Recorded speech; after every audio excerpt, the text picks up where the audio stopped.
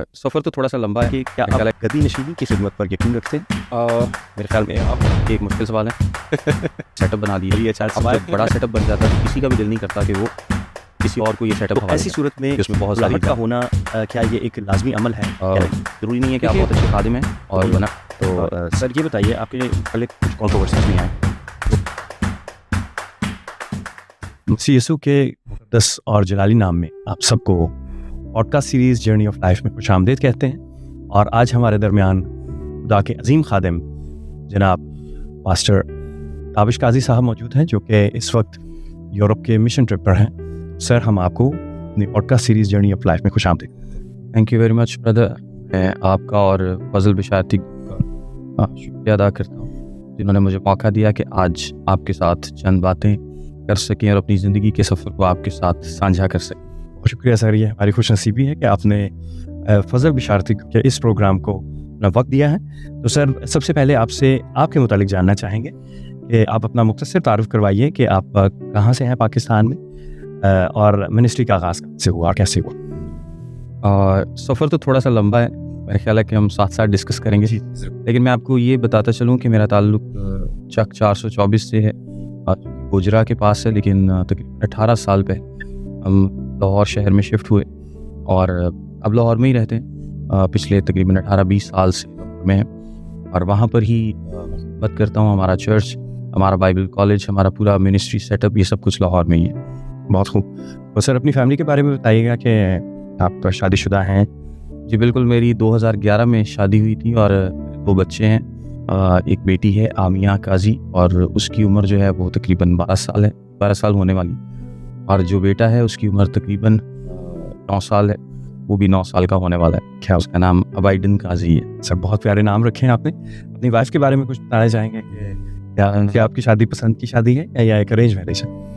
मेरी वाइफ को पसंद तो मैं अब भी करता हूँ, पहले भी करता था ये ज़रूरी चीज़। तो हमारी जो शादी है वो 2011 में हुई थी। उनका ताल्लुक बुरेवाला से है और वो हाउस वाइफ है, पहले टीचिंग करती है, लेकिन अभी मिनिस्ट्री को देखती हैं, चर्च के मामलात को भी देखती हैं।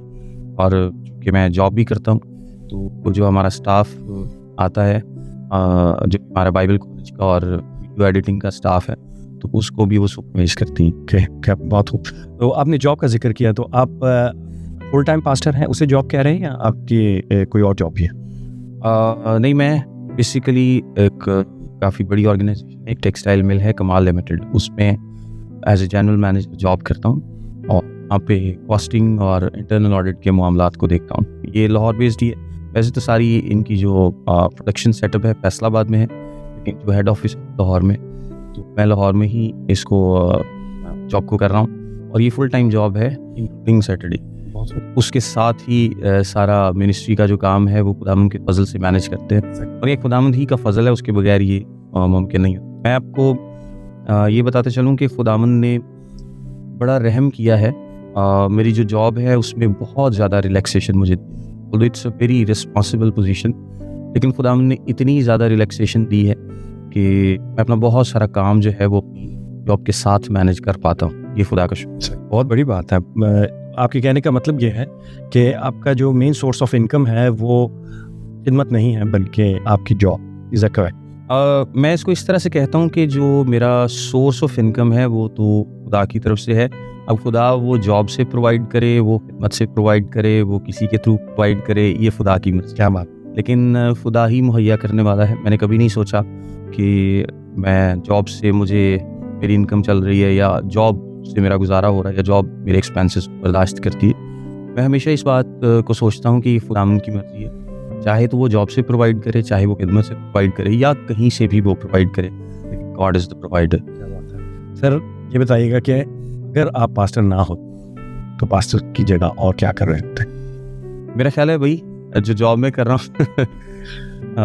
आई वॉज डूइंग CA और एक लम्हा था ज़िंदगी में जब मेरे पास आई वॉज द फाइनल्स, उस वक्त खुदावंद की कॉल रिसीव होती है और उस वक्त मेरे सामने एक फ़ैसला था, या तो मैं बाइबल स्टडी करता और ख़िदमत में आता, या फिर मैं CA के जो कुछ मेरे पेपर रह गए थे वो देता और मुकम्मल इस प्रोफेशन में चला जाता।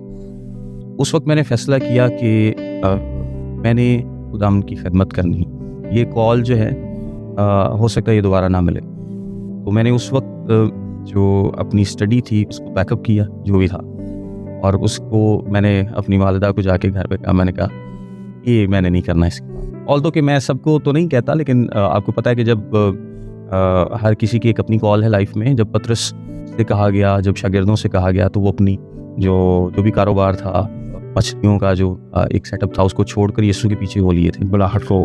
तो मैंने इस कॉल पे अपनी जो स्टडी और जो भी मेरे मामला थे उसको पैकअप किया और मैंने बाइबल स्टडी स्टार्ट कर दी। और वो दिन है और आज का दिन है, ये काफ़ी साल पहले की बात है। खुदावंद ने मुझे इतनी बरकत दी हैं जो बयान से बाहर। मैं व्यूवर्स को ये बताना चाहूँगा कि पास्टरशिप या खिदमत में अगर आप आते हैं तो फिर उसके लिए कुर्बानी देना लाजमी, आहट पर हाँ करना लाजमी है। सर, आपने एक बात कही कि आपने उस कॉल को, जो खुदा ने जब आपको बुलाया तो हाँ कहा। तो सर, एक सवाल इससे रिलेटेड ये है कि क्या आप गद्दी नशीनी की खिदमत पर यकीन रखते हैं? मेरे ख्याल में आप समझ गए होंगे, जैसे कि अगर एक पास्टर है तो वो चाहेगा कि उसका बेटा पास्टर हो, और होता भी है। अक्सर औकात ऐसा देखा गया है कि कोई भी बहुत बड़े बड़े नाम हैं ऐसे जिन्होंने अपनी जो प्लेस थी, अपनी जगह थी, वो अपनी औलाद को दी। तो ऐसी सूरत में बुलाहट का होना क्या ये एक लाजमी अमल है या नहीं? देखिए, बुलाहट का होना तो पहली बात है, इसके बगैर तो पॉसिबिलिटी ही नहीं है कि आप खिदमत कर सकें। लेकिन हम देखते हैं कि बहुत सारे लोग बगैर बुलाहट के भी खिदमत करते हैं, ज़बरदस्ती करते हैं, क्योंकि उनके जो वालिद थे या उनके जो बड़े हैं उन्होंने बहुत बड़े बड़े सेटअप बना दिए।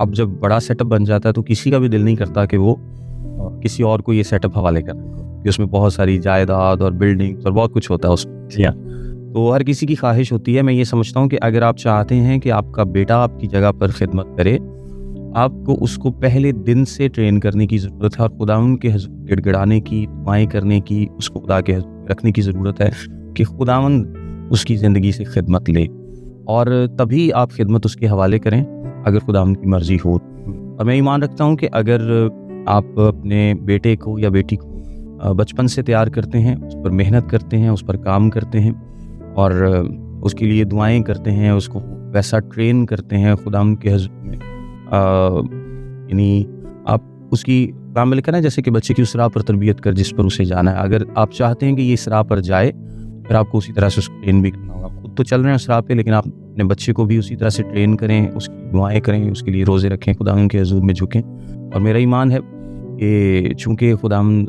का कलाम कहता है कि मांगो तो तुमको दिया जाएगा। अगर आप अपने बेटे के लिए, बेटी के लिए खिदमत मांगते हैं और अपने बच्चों की ट्रेनिंग भी वैसे करते हैं, तो खुदावंद ज़रूर आपके बच्चों को अपनी खिदमत के लिए इस्तेमाल करेगा। तो अगर खुदा बुलाता है, लेकिन अगेन ये खुदा की मर्ज़ी है, हम खुदा से मांग सकते हैं और दरख्वास्त कर सकते हैं, अपनी इल्तिजा को उसके सामने रख सकते हैं, और अगर खुदावंद उसको खिदमत देता है तो फिर वो खिदमत करे। लेकिन अगर खुदावंद की तरफ से उसकी ज़िंदगी में खिदमत नहीं है और आप पहचान लेते हैं कि उनकी ज़िंदगी में खिदमत नहीं है, तो वो बिल्कुल किसी सूरत में आपको ये काम नहीं करना चाहिए, फोर्स नहीं करना चाहिए। बाइबल मुकद्दस में से एक बड़ी वाज़ेह मिसाल हमारे सामने मौजूद है।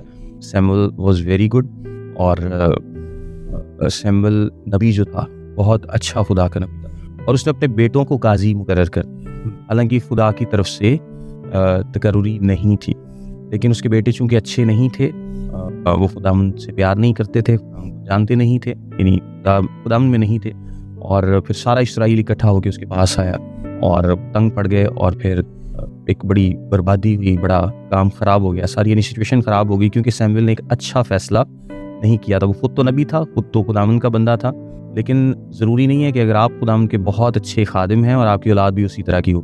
उसने अपने बच्चों की तरबियत उस तरह से नहीं की, वो खिदमत के तैयार नहीं थे, लेकिन फिर भी उनको खिदमत दे दी गई, और ये बर्बादी का, इसराइल के लिए बहुत बर्बादी का सबब बना। इसी तरह आज भी ज़रूरी नहीं है कि आप बहुत अच्छे खादिम हैं और आपके जो बच्चे हैं वो आपके बाद खिदमत। अगर खुदावंद ने खिदमत दी, हम बिल्कुल देखते हैं ऐसा होता है कि एक खादिम के बाद दूसरा, दूसरे के बाद तीसरा। जिस तरह बिली ग्राहम की मिसाल हमारे सामने का जो बेटा है फ्रैंकलिन ग्राहम, बहुत अच्छा खिदमत चला रहा है। सो बहुत सारी मिसालें जहाँ पर बेटों ने बड़ी अच्छी खिदमत चलाई है, आगे लेके चले हैं। बहुत ज़्यादातर मिसालें आपको शायद ऐसी मिलेंगी जहाँ पर बेटों ने खराबी पैदा की। सर, एक वर्ड का यूज़ किया आपने, काजी। आपके नाम के साथ काजी आता है, और इसकी ज़रा वजाहत कीजिएगा कि कैसे। काजी हमारा फैमिली नेम है, और ये एक इंटरेस्टिंग नेम इस तरह से भी है कि पूरे पाकिस्तान में, बल्कि पूरी दुनिया में, कोई भी शख्स क्रिश्चियन होगा, पाकिस्तानी होगा और उसके नाम के साथ काजी लगा होगा तो वो हमारी फैमिली से होगा। मैंने आज तक अपनी फैमिली के अलावा काजी नहीं देखा कहीं भी। जी हाँ, और इसीलिए मैंने रखा आपके सामने ये कि मैंने खुद बजाते खुद मैंने कभी भी किसी क्रिश्चियन का नाम काजी नहीं सुना है।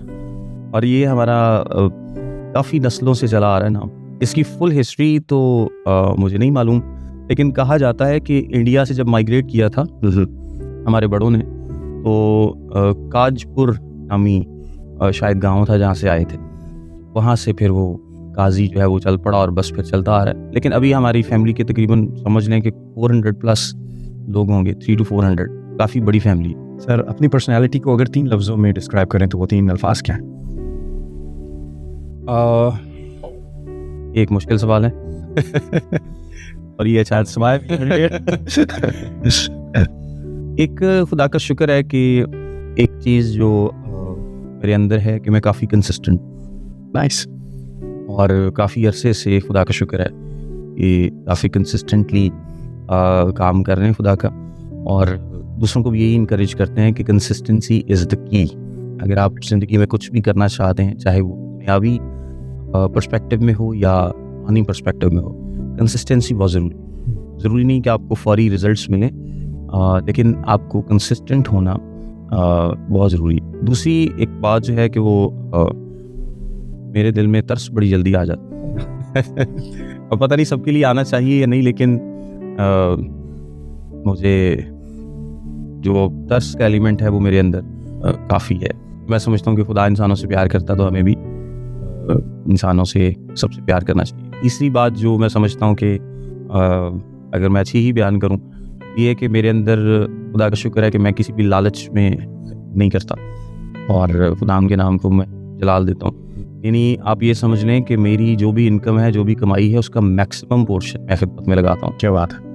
आपने भी वो जॉब की बात की थी। जॉब में जो मैक्सिमम, हमारे पास कोई डोनर नहीं है, हमारी मिनिस्ट्री का कोई एक सिंगल डोनर बुरा काला किसी भी किस्म का। क्या बात है। तो हमारी जो मिनिस्ट्री का जितना भी खर्चा है, हमारे जो स्टाफ के लोग हैं, जैसे ही मेरी सैलरी आती है मैं उनको सैलरी दे देता हूँ आगे, और मैंने कभी भी लालच के लिए खिदमत नहीं की। खुदा का शुक्र अदा करता हूँ, ये क्वालिटीज़ भी खुदावंद ने मेरे अंदर डाली, अदरवाइज़ मैं किसी लायक नहीं था। खुदा का शुक्र अदा करते हैं। सर, खुशी हुई आपका ये बयान सुनकर, जो आपने अपने बारे में दिया कि आप देने वालों में से बल्कि देने वालों में से हैं, तो खुदा आपको इसी तरह से नाम और काम के लिए इस्तेमाल करता रहे। वो कौन सी ऐसी चीज़ है जो अपनी ज़िंदगी में बदलना चाहते हैं लेकिन अब तक उसमें कामयाब नहीं हो पाए? अच्छा, एक तो आज मैं इसको थोड़ा सा इस तरह से भी बयान करता हूँ कि अगर आप मुझसे ये पूछें कि कौन सी ऐसी चीज़ है जो कि अगर आप चाहते हैं कि ज़िंदगी में आपकी होती और नहीं हुई, तो पहले मैं ये बताता हूँ, मैं हमेशा से ये चाहता था। मैंने बाइबल स्टडी स्टार्ट की लेट 20s में, और अभी मेरी उम्र 40 साल है, तो 30 साल के आसपास मैंने बाइबल को सही तरीके से सीखना शुरू किया, और मैं समझता हूँ ये बहुत लेट है।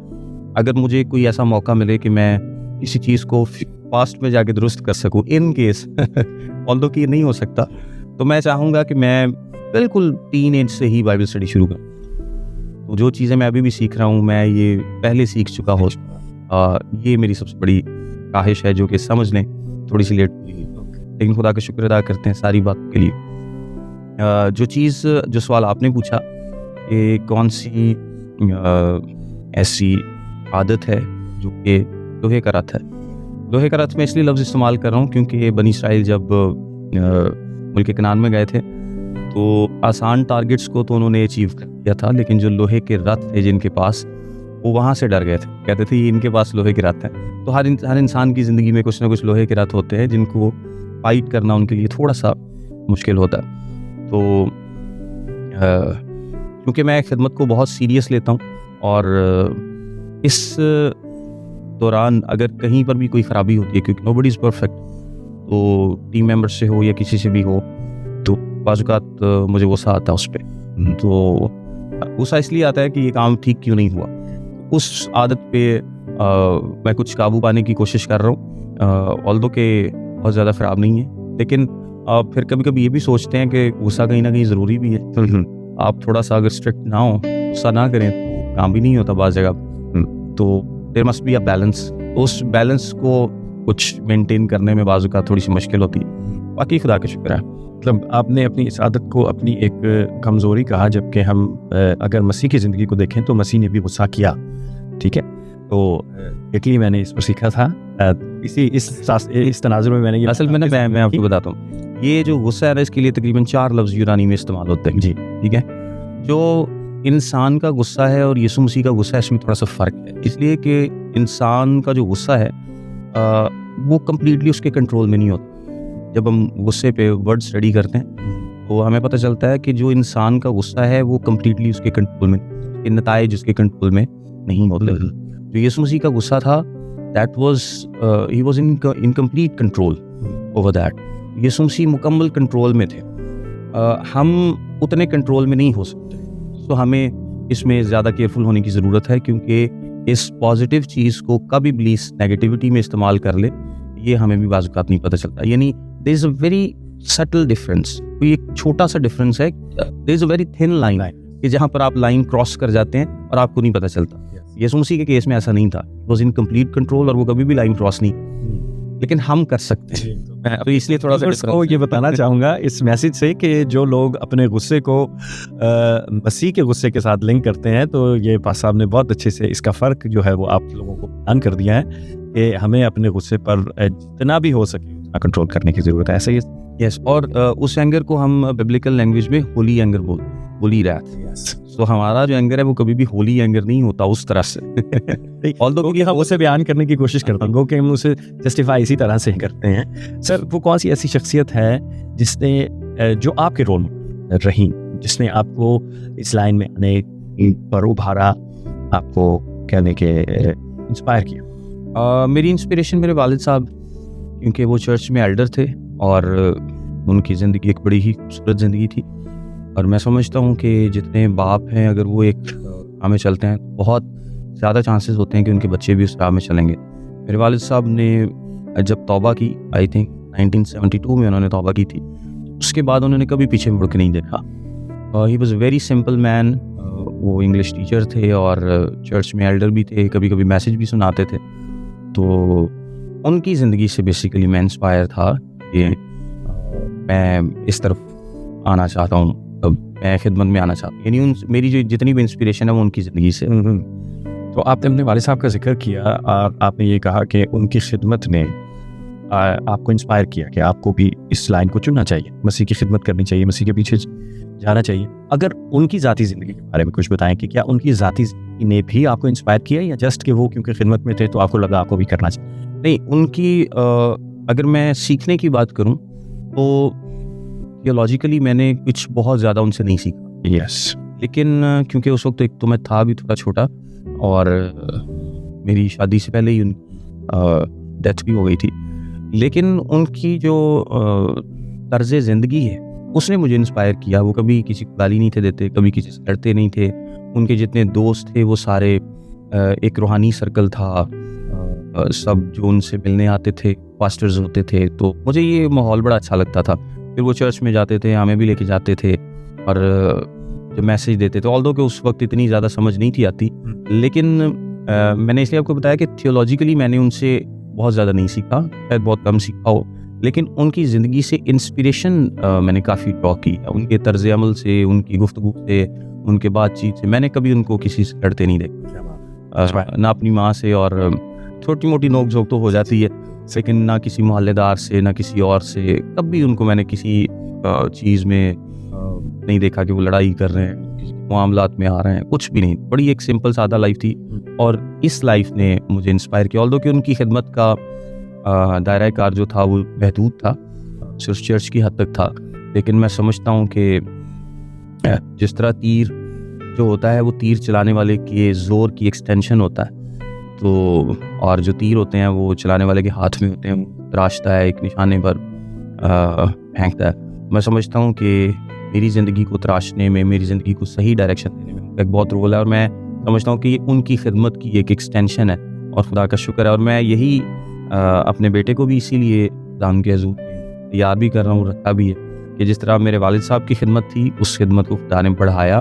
मेरी सूरत में मेरा एक और भाई भी है खिदमत, और इसके बाद अब जो आगे हमारी नस्ल है, मैं खुदा से दुआ करता हूँ कि खुदा इनको भी अपनी खिदमत में इस्तेमाल करे, और जो काम जहाँ तक हम पहुँच पाएंगे खुदा उनकी मर्ज़ी से, वो खुदा उनकी हदूद को उससे भी आगे बढ़ाए। बहुत अच्छी बात कही आपने, and it's a tribute to your father, जिन्होंने अपने बेटों की इतने अच्छे से परवरिश की है।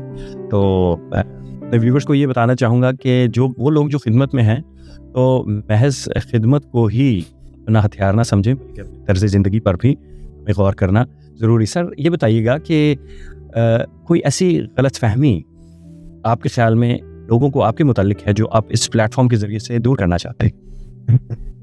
इससे पहले कि मैं ये बात करूँ, बात मिस ना हो जाए, मैं एक इसमें छोटा सा जिक्र करना चाहूँगा अपनी वालदा का भी, कि उन्होंने हमेशा सपोर्ट किया मेरे वालिद साहब को, और एक खिदमत में बीवी का, चूँकि मर्द जो है वो लीडर है, खुदा ने उसको लीडर मुकर्रर किया है, सरबराह मुकर्रर किया है, उसका रोल तो अहम है, लेकिन अगर उसको ऐसी बीवी मिले जो उसका साथ दे, और साथ उस तरह से ना भी दे तो तंग ना करे हस्बैंड को, तो ये भी बड़ी बात है। ज़्यादा मैंने ये देखा है कि बहुत सारे जो खादिम हैं वो अपने घर की वजह से बड़े परेशान होते हैं, तो ये खुदा उनकी तरफ से बहुत बड़ी बरकत होती है। मेरी वालदा ने हमेशा साथ दिया, ऑल्दो कि वो खिदमत में तो नहीं थी, लेकिन बच्चों की परवरिश में और वालिद साहब की खिदमत में जो भी वो करते थे, वो कभी भी रुकावट नहीं बनी। तो यही खुदा ने मुझे भी ब्लेसिंग दी कि मेरी भी जो वाइफ हैं वो हर तरह से मेरा साथ देती हैं। मैं डिफरेंट सिटीज़ में जाता हूँ, डिफरेंट इलाकों में जाता हूँ, रात रात भी रहना पड़ता है, अब यहाँ पे आया हूँ, तो वो तंग नहीं पड़ती। खुदा का शुक्र है कि वो, उसको पता है कि खिदमत में ये सब कुछ होता है, और ऑल्दो कि वो तो मुझे सपोर्ट भी बहुत ज़्यादा करती है, और शुक्र अदा करता हूँ मैं खुदा का ऐसी तमाम औरतों की जो कि अपने हस्बैंड्स का साथ देती हैं खिदमत में। खुदा उन सबको बरकत दे। जो आपका सवाल है गलतफहमियों के ताल्लुक से, तो एक गलतफहमी नॉर्मली लोगों में पाई जाती है। दो का मैं जिक्र करूँगा, एक अपनी शख्सी ज़िंदगी के ताल्लुक से और एक अपनी खिदमत के ताल्लुक से। खिदमत के ताल्लुक से लोग अक्सर सोचते हैं कि शायद जिस तरह बाकी तमाम लोग जिनके पास फॉरेनर्स और ये वो सारा कुछ है, तो शायद हमारी भी खिदमत इसी तरह से, क्योंकि पाकिस्तान में एक ट्रेंड चल पड़ा है कि इसके बगैर खिदमत हो नहीं सकती। तो एक तो मैं ये लोगों को क्लियर करता रहता हूँ कि नहीं, हमारी खिदमत ऐसी नहीं है, और खुदा का शुक्र अदा करते हैं कि हमें सपोर्ट करने वाले वो लोग हैं जो कि हमारी खिदमत से फ़ायदा उठाते हैं। यानी कोई यूट्यूब पे सुनता है और वो हमें कुछ सपोर्ट करता है, तो जो फ़ायदा उठा रहा है वही सपोर्ट करता है। हमारे बाइबल कॉलेज के स्टूडेंट्स हैं, वो फ़ीस वगैरह देते हैं या कुछ डोनेशंस देते हैं, तो वो फ़ायदा उठा रहे हैं, तो वही सपोर्ट कर रहे हैं। या जो हमारे चर्च के मेंबर्स हैं वो कुछ कंट्रीब्यूट करते हैं, तो वो फ़ायदा उठा रहे हैं। और मैं समझता हूँ कि सबसे बाबरकत तरीका यही है कि जो फ़ायदा उठा रहा है वही आपको सपोर्ट करना है। ऑल्दो कि खुदा कहीं से भी आपको सपोर्ट दे सकता है, इसमें कोई ऐसा इशू नहीं है, लेकिन आपकी 100% सपोर्ट कहीं और से हो और आप खिदमत जहाँ पे कर रहे हैं वहाँ से ना हो, ये एक अच्छा मॉडल नहीं।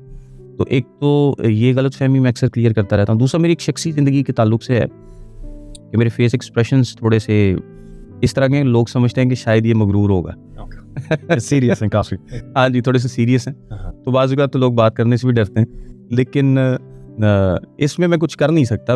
एक्सप्रेशंस अब हैं ही इस तरह के लेकिन जब वो मिलते हैं, बातचीत करते हैं, जब थोड़ा सा वक्त गुजारते हैं, तो वो कहते हैं कि नहीं, जो हम सोचते थे ना, आप वैसे नहीं हैं, आप तो बड़े हंसमुख और बातचीत करने वाले और घुलने मिलने वाले लोग हैं। यानी मेरे पास कोई अमीर शख्स आए या कोई गरीब शख्स आए, जो भी मुझसे मिलने आता है मैं उसको पूरा वक्त देता हूँ जितना मुझसे हो सकता है, और बराबरी पे देता हूँ। सर, और बिल्कुल इनकी बात को ही बढ़ाऊंगा कि ऐसा हरगिज़ नहीं है, और ये महज एक गलतफहमी है आप लोगों के दरमियान कि ये शायद मगरूर है या शायद बहुत प्राउड हैं। ऐसा बिल्कुल नहीं है। मैं इनसे शख्सी तौर पर इस पॉडकास्ट रिकॉर्ड होने से पहले ही मिला हूं, और इन्होंने बहुत अच्छे से मुझे एकोमोडेट किया है और इस गुफ्तगू के लिए तैयार हुए हैं, और आपके सामने है कि हम कितने एक दोस्ताना माहौल में एक दूसरे से बातचीत कर रहे हैं। तो अगर कोई भी आपको कभी भी ज़रूरत पड़े इनकी, तो आप इन्हें बिल्कुल ही इज़ वेरी अप्रोचेबल।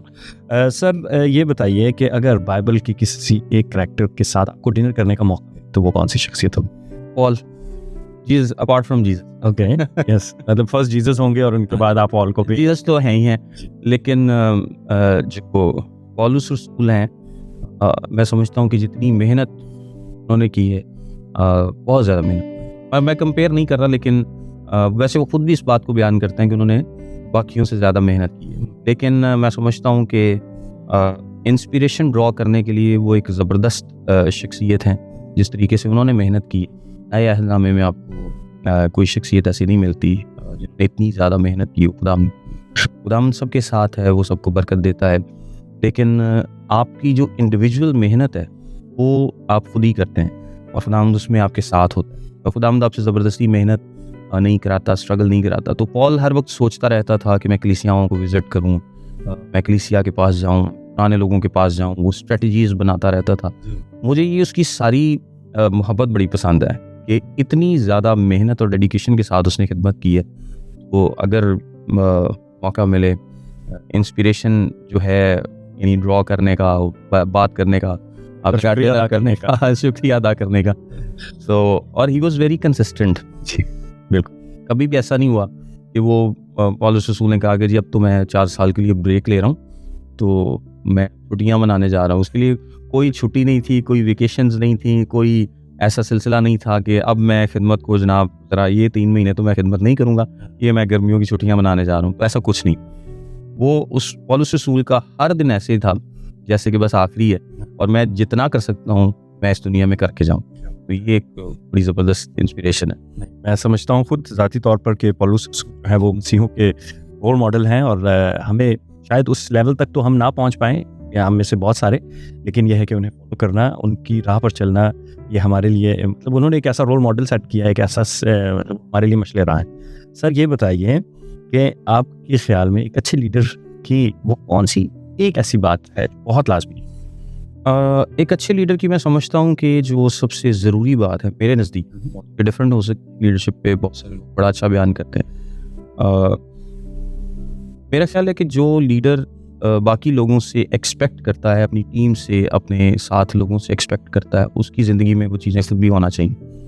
और अगर वो खुद वैसा नहीं है तो वो एक्सपेक्ट भी नहीं कर सकता और उसको करना भी नहीं चाहिए। यानी मैं एक्सपेक्ट करता हूँ कि मेरी टीम जो है वो बड़ी डेडिकेशन से काम करे, तो इसके लिए मुझे डेडिकेशन से काम करना हो। मैं चाहता हूँ कि वो ईमानदारी से काम करें, स्ट्रेटजीज़ बनाएं और ये करें वो करें, जो भी आप उनसे एक्सपेक्ट करते हैं, जिन लोगों को आप लीड कर रहे हैं या जो भी आपके सर्कल में है, आपकी ज़िंदगी में वो सारी चीज़ें होनी चाहिए, फिर ही आप उनको लीड कर सकते हैं, अदरवाइज़ नहीं। और बहुत जगह पर ऐसे होता है कि हम टीम से तो बहुत कुछ एक्सपेक्ट करते हैं। यानी मैं एक्सपेक्ट करूँ कि जी मेरे स्टाफ के लोग जो हैं वो 8 आवर्स में भी बैठना पड़े तो काम करें, मेहनत करें, एक्स्ट्रा मेहनत करें। मैं खुद कभी भी एक्स्ट्रा मेहनत नहीं करता। तो वो मुझे ना भी कहें, लेकिन दिल में ये सोचेंगे कि खुद तो करते नहीं, मैं ये कहते हैं करने की। मैं ज़िंदगी में अभी तक तो खुदा का शुक्र है कि जितने भी लोगों ने मेरे साथ काम किया, मेरी कोशिश होती है कि मैं इन सबसे ज़्यादा मेहनत करूँ। और मुझे वो पौलुस रसूल की बात याद रहती है कि उसने बहुत मेहनत की है। तो अगर मैं गलत नहीं तो मैं अपनी टीम के लोगों को अक्सर कहता हूँ, चर्च के लोगों को भी कहता हूँ, मैं कहता हूँ आप सबसे ज़्यादा मेहनत करता हूँ ये इसलिए करता हूँ ताकि आप भी देखें, आप भी सीखें, मेहनत के बगैर कुछ नहीं होगा। आपको कम सोना पड़े, जल्दी उठना पड़े, देर से सोना पड़े, कुछ भी करना पड़े, आपको अगर लीडर बनना है, रोल मॉडल बनना है, फिर आपको वो पहले करना पड़े। क्या बात है, आपने लीडर और डिक्टेटर के फ़र्क को बहुत अच्छे तरीके से बयान किया है। तो वाकई में लीडर को जो है वो आगे लग के खुद मेहनत करके दिखानी है। तो कुछ कंट्रोवर्सीज़ हैं आपके मतलब सुनने में ये आता है कि कोई एक ख़ास गिरोह है, नाम नहीं ले सकूँगा मैं, लेकिन कुछ ऐसी शायद कोई गिरोह है, कोई जत्था है जो कि आपके ख़िलाफ़ उन्होंने कोई मुहिम जोई की है और आपको उस मकाम पे जो खुदा ने शायद आपको दिया है, यकीनन खुदा ने आपको दिया से ये कंट्रोवर्सी लफ्ज़ अच्छा नहीं है या गलत फहमियाँ हैं तो नहीं, गलत फहमी भी नहीं इसको कह सकते, इसको मुखालफत कह सकते हैं। और मैं कंट्रोवर्सी से खुद भी थोड़ा सा अभी तक मुझे तो नहीं पता। देखिए कंट्रोवर्सी जो होती है ना, वो होती है हमेशा आपके कैरेक्टर, यस, और जिसमें आप कुछ होते नहीं हैं जो आप दिखा रहे होते हैं, तो वो एक कंट्रोवर्सी क्रिएट होती है। यानी आप एक पॉइंट ऑफ व्यू दे रहे हैं, आप कुछ लोगों को दिखाना चाह रहे हैं और असल में वैसा नहीं, तो हम इसको रियाकारी भी कहते हैं, लॉजिकल लैंग्वेज में रियाकारी। और ये नहीं आप मैं यहाँ पे बैठ के कह रहा हूँ कि जी हमारा कोई गोरा डोनर नहीं है, पता चले कि जी गोरे डोनर हैं हमारे बैंक अकाउंट में पैसे भी आते हैं सारे ये तो वो एक कंट्रोवर्सी बन जाएगी। मैं दिखाना कुछ और चाह रहा हूँ, तो फिर जब लोगों के सामने आएगा तो एक कंट्रोवर्शियल पॉइंट बन जाएगा, ओपन टू डिस्कशन हो जाएगा कि ये तो कुछ बताते थे अब ऐसा कुछ है। जो आपने बात की है वो बेसिकली मुखालफत है। रिसेंटली हमने बिद्दात के ख़िलाफ़ कुछ काम किया और कुछ वीडियोस बनाई, और खुदा का शुक्र है कि वो वीडियोस काफ़ी ज़्यादा देखी गई और लोगों ने और बहुत पॉजिटिव उसका इम्पैक्ट आया। लोगों ने अपने पास्टर से पूछना शुरू किया, बहुत सारे लोग एक्सपोज हुए। तो जब उनको थोड़ा सा असर पहुंचा तो उन्होंने फिर मेरी तस्वीरों पे वो क्रॉस लगा के और अजीब अजीब वीडियोस उन्होंने मेरे खिलाफ बनाना शुरू की कि हम इनको चैलेंज करते हैं, मुनाजरे का चैलेंज करते हैं, क्योंकि वो सारे तसलीस के इनकारी ग्रुप्स थे। और मैंने तसलीस पर वीडियो बनाई थी कि जो तसलीस को नहीं मानता वो बिद्दत है। और इसमें वो फिर कुछ लोगों ने इस पर काफ़ी ज़्यादा रिएक्शन दिया और अभी तक दे रहे हैं, वो तो चलता ही रहेगा। लेकिन इसमें एक बात मैं ऐड करना चाहूँगा कि मुझे कॉल आई, बल्कि मेरे स्टाफ को एक कॉल आती है कि आप क्यों ऐसे आपने बात की है, इतने बड़े बड़े खादिम हैं, उन्होंने तो कभी किसी को बिद्दत नहीं। तो मैंने कहा यही तो कसूर है असल में कि उन्होंने कभी किसी को कहा नहीं। अगर कहा होता तो, और वो एक बहुत बड़ी बिद्दत से उस औरत का ताल्लुक है, मैं नाम नहीं लेता, तो अगर कहा होता तो हमें ज़रूरत ही ना पड़ती आज इतना ज़्यादा इस पर शोर डालने की, सबको पता होता। तो मैं चाहता हूँ कि सब लोगों को, सब खादमीन को इस पर बात करनी चाहिए, जबकि कलाम मुक़द्दस में तो यहाँ तक आया है कि आप उससे मेल जोल तक ना रखें जो कि मसीह के कलाम को बिगाड़ता है। तो अगर आप कोई और ही गॉस्पेल, कोई और ही पैगाम लोगों को देते हैं तो बिल्कुल आपको उसको एक्सपोज करना चाहिए और लोग सामने लाना चाहिए। और हमने चाहा तो हम लाते रहेंगे। मुझे व्यूअरशिप का कोई इशू नहीं है। अगर 4 व्यूज़ इनके, ऑल्दो के बिद्दात जो हैं वो 2% से ज़्यादा नहीं है दुनिया में, तो अगर इनके व्यूज़ थोड़े से कम हो भी जाएंगे कोई फ़र्क नहीं पड़ना, खुदावंद बरकत देने वाला है। मतलब व्यूअरशिप हाँ जी पे ही असर पड़ा, इसके अलावा कोई और संगीन कोई असर नहीं पड़ा। व्यूअरशिप बढ़ी है क्योंकि हम नेगेटिव सोचते हैं इंसान होते हुए, हमारी व्यूअरशिप उससे इंक्रीज़ हुई, क्योंकि जब उन्होंने वीडियोस बनाना शुरू की तो लोगों ने कहा अच्छा ये क्या है, ये क्या हो गया। तो इस सिनेरियो में बहुत सारे लोगों ने और वीडियोस को देखा और बहुत ज़्यादा देखा गया, तो उससे व्यूअरशिप और इंक्रीज़ हो गई। तो इसका पॉजिटिव इम्पैक्ट है। बहुत अच्छा। तो सर ये बताइए कि क्या ये यूरोप का फर्स्ट मिशन है आपका? जी, यूरोप का बिल्कुल फर्स्ट है और खुदा का शुक्र अदा करता हूँ इस ट्रिप के लिए भी। इससे पहले ऑल्दो मुझे कुछ लोगों ने कह रखा था, लेकिन मेरे अंदर कोई कन्विक्शन नहीं थी, कोई इस तरह की सोच नहीं थी उनकी तरफ से, और मैं चाहता था कि जब खुदा मर्जी मैं तभी अप्लाई करूँ। तो अभी मैंने रूम में फील किया कि खुदा की मर्जी है तो मैं यहाँ पर आऊँ। उसका नतीजा भी मुझे इस सूरत में मिला, मैंने पहली दफ़ा अप्लाई किया और पहली दफ़ा ही मेरा वीज़ा लग गया। क्या बात! ये खुदा ही कर सकता है, और जब उसकी मर्जी हो ये तभी हो सकता है। अदरवाइज़ मैंने कभी पहले अप्लाई भी नहीं किया। मैंने तो बताया था मेरा तो पासपोर्ट भी एक्सपायर्ड था पिछले 8 साल से, इसीलिए मैंने वो बनाया, रिन्यू कराया और अप्लाई किया, और पहले ही एप्लीकेशन पे ये हो गया क्योंकि खुदावंद की मर्जी थी। सर अब तक यूरोप में मुख्तलिफ ममालिक, नेदरलैंड्स के अलावा मुस्लिम ममालिक में आप खिदमत कर चुके हैं या करने वाले हैं, तो अब तक का कैसा तजर्बा रहा? अभी तक तो मुझे 4-5 दिन हुए और मैं नीदरलैंड्स में ही, लेकिन अभी फ्रांस और जर्मनी जाने का प्लान है, बेल्जियम। देखें खुदावंद की मर्जी हुई वो जैसे जैसे खुदावंद गाइड करेगा, नहीं तो फिर नेक्स्ट टूर्स में प्लान करेंगे। अभी तो वैसे भी मेरे पास थोड़ा सा कम है, और मेनली मैं जो खिदमत के लिए आया था वो नीदरलैंड्स में ही इबादती शेड्यूल था। तो लेकिन चूँकि खुदावंद से प्यार करने वाले सारे यूरोप में मौजूद हैं, तो इन्विटेशंस तो बहुत ज़्यादा लोग दे रहे हैं, लेकिन देखें खुदावंद की कैसे मर्जी। हमारी दुआ है कि खुदा जल्द आपको दोबारा लेकर आए। तो सर इस मिशन का बुनियादी मकसद क्या है आपके ख्याल? देखिए, मेरा जो हर किसी को डिफरेंट खिदमत खुदा ने दी, और मैं समझता हूँ कि जो मेरी खिदमत है इसमें टीचिंग का एक बहुत ज़्यादा अमल दफ़े है, और टीचिंग को लेकर बहुत सीरियसली काम भी करते हैं, वर्स बाय वर्स और chapter by chapter expository preaching करते हैं, टीचिंग करते हैं। तो जिस तरह मैंने बताया कि हमारा जो बाइबल कॉलेज है उसमें काफ़ी ज़्यादा, ऑलमोस्ट 1000 के करीब हमारे पास स्टूडेंट्स हैं, तो नीदरलैंड्स के भी बहुत सारे थे, और इसके अलावा यूट्यूब और फेसबुक वगैरह पे बहुत सारे लोग वैसे भी सुनते हैं। पाकिस्तान में भी मकसद ये है कि आप टीचिंग करते रहें, और क्योंकि एक विज़िट में आप कुछ ज़्यादा इस तरह से नहीं कर सकते कि जो विशारती विज़िट होते हैं वो उसमें ज़्यादा से ज़्यादा ये होता है कि लोग तौबा कर लें। कुछ लोग तौबा कर सकते हैं जो खुदा उनकी मर्ज़ी हो, लेकिन तौबा करने के बाद उनको खुराक की ज़रूरत है, टीचिंग की ज़रूरत है।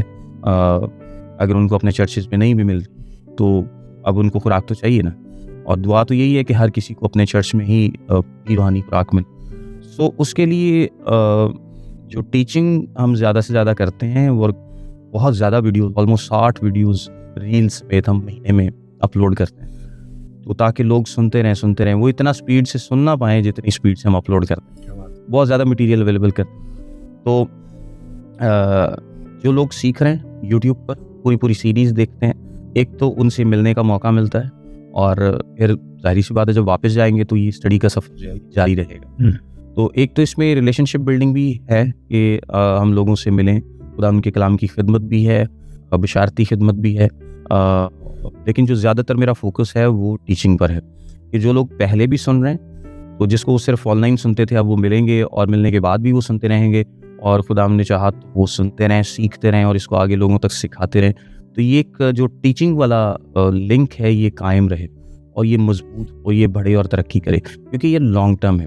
मैं 10 भी मुल्कों में चला जाऊँ, 20 मुल्कों में चला जाऊँ और वहाँ पर जाकर मुनादी करके तो बस फिर दोबारा कभी भी उस तरफ ना जाऊँ, तो वो जो टीचिंग वाला लिंक है, उनको एक लगातार खुराक देने वाला लिंक है, वो नहीं बनता। क्योंकि अब खुदा ने बहुत सारे ऑनलाइन ज़राए, और उस रसूल को इसलिए वापस जाना पड़ता था बार बार क्योंकि उस वक्त ऑनलाइन खिदमत नहीं थी, नहीं तो शायद उसके भी कुछ अच्छे चैनल्स होते और लोग जो हैं वो चैनल्स पर उसकी खिदमत सुनते, और उसको बार बार ख़त सबको लिखने की शायद ज़रूरत ना पड़ती। बहरहाल वो तो खुदा की मर्ज़ी है, लेकिन बताने का मकसद ये है कि वो इसलिए बार बार जाता था क्योंकि वो एक लिंक कायम रखना चाहता, लोगों के साथ एक ताल्लुक़ कायम रखना चाहता। ऑनलाइन खुदा उनके फजल से जो खुदा ने प्लेटफॉर्म दिए हैं, इब्लीस इसको बहुत ज़्यादा इस्तेमाल करता। तुम चाहते हैं कि खुदा उनके फजल से उसके जलाल के लिए इस्तेमाल हो, लोगों के साथ लिंक रहे, लोग सीखते रहें, लोग तरक्की करते रहें, लोग आगे लोगों को सिखाते रहें, तो ये सिलसिला जो है वो बढ़ता चला जाए, और ये बहुत ज़्यादा इफेक्टिव है। खुदा का शुक्र है। क्या बात है सर। ये बताइएगा कि शायद आपके नॉलेज में होगा कि यूरोप में भी पाकिस्तान की तरह हर रोज़ नए चर्चेज़ ओपन होते हैं, तो इसके बारे में आपकी क्या राय है कि यूरोप में भी आकर हम क्रिश्चियंस जो हैं वो बेहद क्यों नहीं? ये मेरा ख्याल है कि हमारा पाकिस्तानी कम्युनिटी का मसला है क्योंकि यूरोपी लोग तो पाकिस्तान छोड़ रहे हैं वैसे ही। हाँ जी, नहीं क्रिश्चियन कम्युनिटी की बात की। ये मुझे कुछ आकर वैसे पता चला है कि ऑल्दो कि बहुत ज़्यादा तो नहीं, लेकिन कि कुछ चर्चेज़ ओपन करने पर लोग जो हैं वो एतराज़ भी करते हैं, और कुछ जो हैं वो जिसको मौका मिलता है वो अपना एक सेटअप खड़ा भी कर लेता है, और लोग तो ऑलमोस्ट क्योंकि तादाद थोड़ी है तो थोड़े ही होते हैं। देखिए ये सिचुएशन टू सिचुएशन डिपेंड करता है, मैं इस पर कमेंट नहीं कर सकता, इसलिए क्योंकि बुनियादी तौर पर मैं इस चीज़ के हक़ में हूँ कि लोग ज़्यादा से ज़्यादा खिदमत में इन्वॉल्व हों। होम चर्चिज़ के हक़ में हूँ कि लोग ज़्यादा से ज़्यादा आगे बढ़े। बंदा ठीक हो, पास्टर ठीक हो, उसकी तालीम ठीक हो, उसका विज़न ठीक हो, तो उसको ज़रूर आगे आके खिदमत करनी चाहिए। बाज़ औक़ात हमारे जो इस्टेब्लिश्ड चर्चेज़ होते हैं उसमें लोगों को ना उस तरह की खुराक मिल रही होती है, ना उस तरह का माहौल मिल रहा होता है जिसमें वो तरक्की कर सकें, तो और अगर कोई और चर्च ओपन करता है तो फिर वो मुखालफत करते हैं। तो ये सिनेरियो पे डिपेंड करता है, इस पे यानी खुदा बेहतर जानता है, और इस पे कमेंट करना मैं नहीं समझता कि कोई जेनेरिक रूल है। बाज़ औक़ात हमें उन चर्चेज़ के साथ मिलकर खिदमत करने की ज़रूरत होती है, बाज़ औक़ात हम अलहदा खिदमत करने की ज़रूरत होती। लेकिन जिस तरह पहले 300 साल तक कोई चर्च नहीं था, सब लोग घर में इबादत करते थे, और जहाँ जिसको मौका मिलता था वो लोग इकट्ठे करता था और इबादत। तो ये मॉडल तो बिब्लिकल है, लेकिन सिचुएशन स्पेसिफिक है इस पे। अब एक फ़र्ज़ करें 10-15 फैमिलीज़ हैं और ख़ास इलाके में रहती हैं, तो वो बहुत दूर नहीं जा सकती। वहाँ पर अगर किसी ने इबादत का आगाज़ किया है तो मैं समझता हूँ ठीक है, अगर वो ठीक तरीके से उसको चला रहा है, लेकिन ऑल दो इट्स सिचुएशन स्पेसिफिक। बिल्कुल, नहीं सही कहा सर। खातून क़यादत के बारे में आपकी क्या राय है? खातून क़यादत चर्च जो है, हाँ, जो खातून है वो बाइबल के मुताबिक लीडर नहीं बन सकती, इन अ सेंस कि लीडर खुदा ने बनाया है मर्द, और जो मर्द है वही लीड करेगा, वही सरबराह होगा। खिदमत में ख़वातीन को बिल्कुल इन्वॉल्व होना चाहिए। मेरी भी जो मिसेस हैं वो इन्वॉल्व हैं मीटिंग प्रिजाइड भी करती हैं ख़वातीन, उनके यूथ की मीटिंग्स में वो नाम भी सुनाती हैं जो बच्चों को इकट्ठा करके वो करती हैं। लेकिन चर्च का जो लीडर होता है, जो सरबराह है, वो हमेशा मर्द, क्योंकि ये मेरा फैसला नहीं है, ये किसी का फैसला नहीं है, ये खुदा का फैसला है। एक घर का सरबराह मर्द है, एक चर्च का सरबराह मर्द। अगर घर का सरबराह मर्द की जगह औरत होगी तो घर बर्बाद होगा, कभी भी ठीक तरीके से नहीं चल सकता जहाँ पर सरबराह औरत है। और इसी तरह अगर एक चर्च का सरबराह जो है वो औरत है तो चर्च की जो सरबराह है वो चर्च भी बिब्लिकल तरीके से नहीं चल सकता। ये बिब्लिकल मॉडल नहीं है। मर्द का काम है कि वो प्रोवाइड करे, वो प्रोटेक्शन दे, वो लीड करे, औरत को उसका साथी मददगार बनाया गया है। रूहानी तौर पर दोनों की स्टैंडिंग बिल्कुल इक्वल है।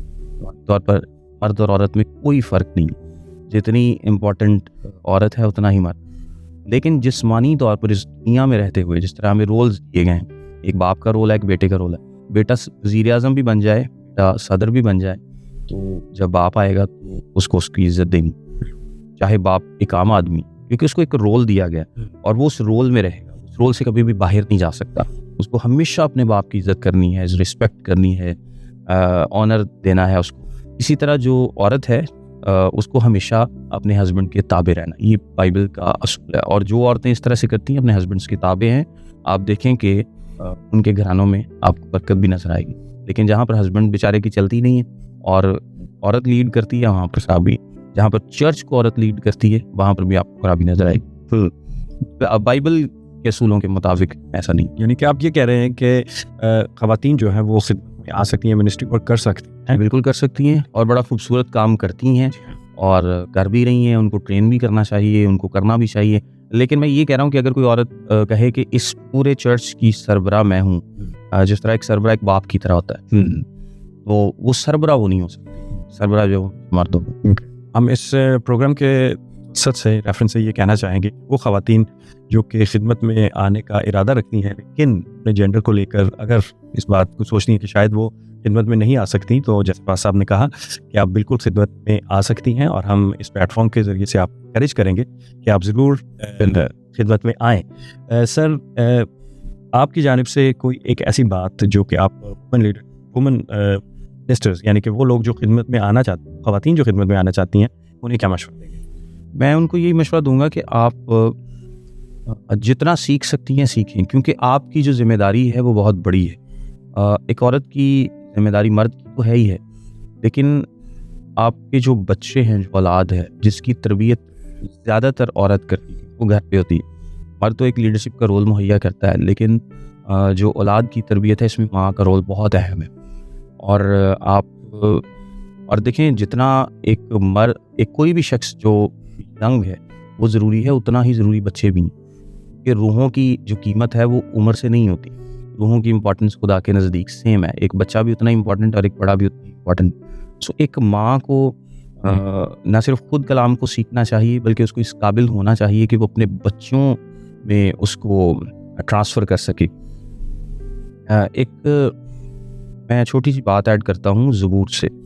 2 दफ़ा तकरीबन ज़बूर में दाऊद ने इस बात को रेफ़र किया है कि तेरी लौंडी अपनी माँ को दाऊद की लौंडी कहा है। अच्छा, इसमें से ये बात अखज़ की जाती है कि दाऊद की ज़िंदगी में जितना इन्फ्लुएंस था वो उसकी माँ से आया था। उसने बाप का नाम नहीं लिया, उसने 2 दफ़ा अपनी माँ का नाम लिया, दाऊद की लौंडी उसको कहा है। यानी ये जो बाइबल के मुफस्सिरीन हैं ये अखज़ करते हैं कि दाऊद की ज़िंदगी में, और बाप का रोल तो इसलिए भी बहुत अहम लोग नहीं समझते, अहम इन अ सेंस इतना इन्फ्लुएंशियल नहीं समझते कि जब सैमुअल के सामने पेश किया गया तो बाप ने दाऊद को तो पेश ही नहीं था किया। तो इसका मतलब ये एक ज़ाहिर करता है कि शायद कोई बहुत अच्छा ताल्लुक बाप की तरफ से नहीं था या बहुत अच्छी लीडरशिप नहीं थी। तो दाऊद अपनी ज़बूरों में भी अपनी माँ का जिक्र करता है। तो इसका मतलब है कि उसकी ज़िंदगी में जो खुदा से मोहब्बत करने वाला इन्फ्लुएंस है उसकी माँ से है। सिर्फ दाऊद नहीं, आपके पास और बहुत सारी मिसालें मिलेंगी। आप हन्ना की मिसाल है और आपको कई मिसालें मिलेंगी जहाँ पर एक औरत से इन्फ्लुएंस औलाद में ट्रांसफ़र हुआ है। तो ये एक बहुत बड़ी खिदमत है। अगर आप बाइबल को जानती हैं, अगर आप बाइबल को समझती हैं, खुदा के कलाम को समझते हैं, तो आपकी सबसे जो बड़ी खिदमत है वो अपनी औलाद को लेकर, और ना सिर्फ अपनी औलाद को लेकर, फिर बाकी भी आप बहुत सारी खिदमत इन्वॉल्व हो सकते हैं। तो बेहतर है कि जो रोल खुदा ने आपको दिया है उसमें रहते हुए आप अपने हस्बैंड की, अगर वो खिदमत में है, उनका साथ दें। खिदमत में नहीं भी हैं फिर भी उनका साथ दें, आप अपने बच्चों की तरबियत इन एनी केस, चाहे आपके हैं या नहीं, खुदा के कलाम के मुताबिक करें। और आप अपने एक्सटेंडेड फैमिली में, आस पास मोहल्ले में, सबके नज़दीक एक बाइज़्ज़त और एक ऐसी औरत का इम्प्रेशन छोड़ें जिसका नाम लेते ही लोग इज़्ज़त करें। और बहुत सारी ख़वातीन ऐसी हैं कि आप नाम लेंगे तो लोग हमेशा उनको इज़्ज़त से याद करें। ये ऐसा रोल मॉडल हमें नहीं देना कि कोई किसी का नाम ले और फ़ौरन एक अलग सा इम्प्रेशन उसके बारे में क्रिएट। एक डिग्निटी, एक ऑनर, एक रिस्पेक्ट, ये सारी चीज़ें नज़र आनी चाहिए। जिस तरह हम मिसाल की किताब के 31 बाब में देखते हैं, जब भी औरत का नाम लिया जाए, जब भी उसका जिक्र हो, डिग्निटी के साथ, रिस्पेक्ट के साथ, पता है कि ये खातून है, ये बड़ी बाइज़्ज़त बावकार खातून है, खुदा से डरने वाली। क्या बात है सर। आखिर में एक सवाल आपसे ये है कि कौन सी ऐसी चीज़ है, वो कौन सी ऐसी बात होगी जिससे हमारे व्यूअर्स आपको याद है? अगेन मैं चाहता हूँ कि जो मेरा एक टीचिंग का रोल है, दैट इज़ समथिंग जो कि मैं समझता हूँ कि एक लेगेसी की सूरत में साथ चले। क्योंकि जिस तरह मैं बहुत सारे टीचर्स से सीखता आया हूँ, जॉन मैकार्थर उनमें बहुत अहम, और बहुत सारे प्यूरिटन टीचर्स हैं पुराने ज़माने के, 16वीं 17वीं 18वीं सदी के, और स्पर्जन हैं, बहुत सारे लोग हैं जिनसे बहुत कुछ सीखा है, सीख भी रहे हैं, आगे भी सीखते रहेंगे। तो इनकी जो लेगेसी है वो इनकी टीचिंग है, इनका कलाम है। मैं चाहता हूँ कि जो आने वाली नस्लें हैं वो जो हम सिखा रहे हैं, टीच कर रहे हैं, इसकी वजह से, खुदा के कलाम की वजह से हमें याद रखें जब तो खुदा की मर्जी है। और आपको पता है कि अगर आज 17वीं सदी में लिखे गए एक टेक्स्ट को आज भी हम पढ़ते हैं तो इसका मतलब है कि उन्होंने उसको अवेलेबल किया था, तो आज लोग पढ़ते हैं, सुनते हैं। मेरी भी पूरी कोशिश है कि जो कुछ भी हम प्रीच करते हैं, टीच करते हैं, जो कुछ भी है वो रिटन या मीडिया की फॉर्म में लोगों तक अवेलेबल किया जाए, लोग ज़्यादा से ज़्यादा उसको सुने, लोग ज़्यादा से ज़्यादा उसको उससे फ़ायदा उठा सके और आने वाली नस्लें भी उससे फ़ायदा उठा सकें। नाम का कलाम तो लातब्दील कलाम है, ये चेंज नहीं होगा। ये सिचुएशन, हालात और कल्चर के मुताबिक चेंज नहीं होता। ये तब्दील, कल्चर इससे चेंज इंस्पिरेशन लेते हैं, कल्चर इसके मुताबिक होने चाहिए। खुदा का कलाम कल्चर्स के हिसाब से नहीं बदलता, चाहे वो यूरोप का, चाहे वो पाकिस्तान का, चाहे वो इसराइल का। चाहते हैं कि आप लोग जो हैं या हमारी क्रिश्चियन कम्युनिटी या दुनिया बाइबल टीचर के तौर पे, मौलम के तौर पर याद रखें, एक उस्ताद के तौर पर याद रखें, और अपने जो भी रिलेटेड बाइबल से रिलेटेड अगर कोई कन्फ्यूजन हैं, कोई सवालात हैं, तो पास्टर ताबिश काजी साहब आपके लिए हर वक्त तैयार हैं, आप उनसे रिव्यू कर सकते हैं। बिल्कुल sir, thank you very much, बहुत बहुत शुक्रिया, आपने जर्नी ऑफ लाइफ को अपना कीमती वक्त दिया। हमारे साथ इस पॉडकास्ट में जुड़ने के लिए तहे दिल से मशकूर है। फजल बिशारती ग्रुप की पूरी टीम आपकी तहे दिल से मशकूर है कि आपने अपना कीमती वक्त दिया।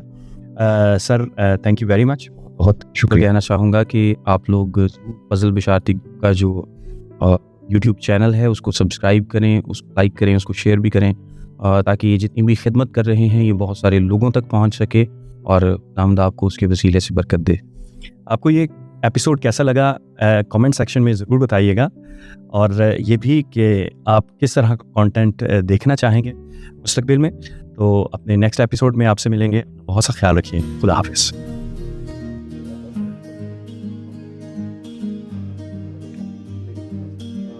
Podcast series journey of life में खुश आमदीद। Kan ik iets meer voor je neerzetten? Juist. En dan mag je hem iets omhoog houden. Klein stukje.